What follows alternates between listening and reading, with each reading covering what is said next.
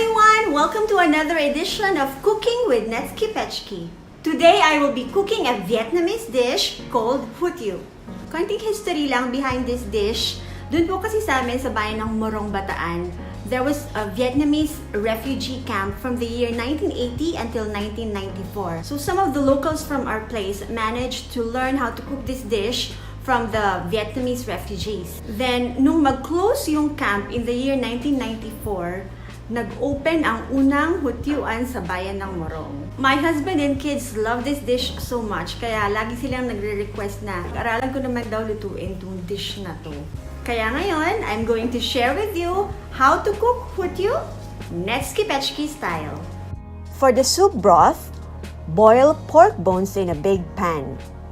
Discard the water, then wash the bones thoroughly.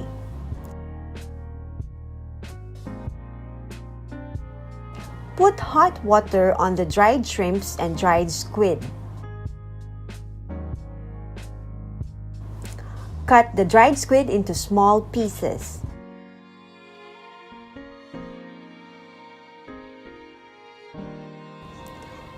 Put the pork back into the pan, fill with water, add onion, dried shrimp, dried squid, daikon or radish, garlic, 1 tablespoon salt, and 2 tablespoons sugar.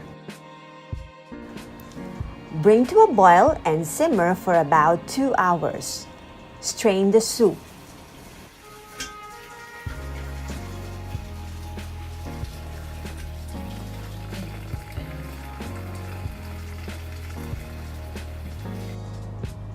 Blanch the noodles with boiling water.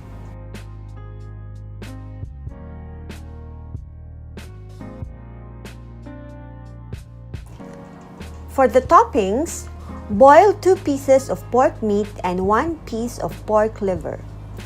Take out of the pan when the pork and liver are tender. Cut the pork and liver into small strips.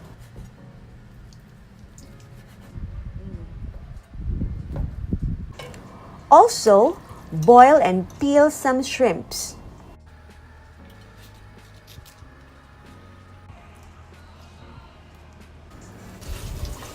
Wash the bean sprouts and cut some cabbage into strips.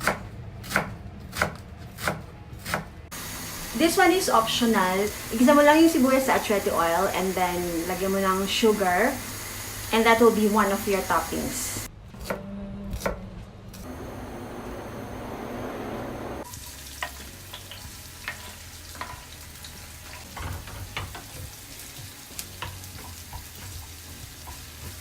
Wait for the onion to caramelize before taking it out of the pan. Now, let's assemble our Hu Tieu. In a bowl, put the noodles, bean sprouts, cabbage, pork, liver, shrimp,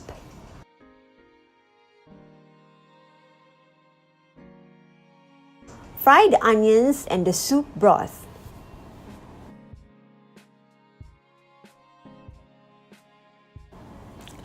Kain tayo, guys!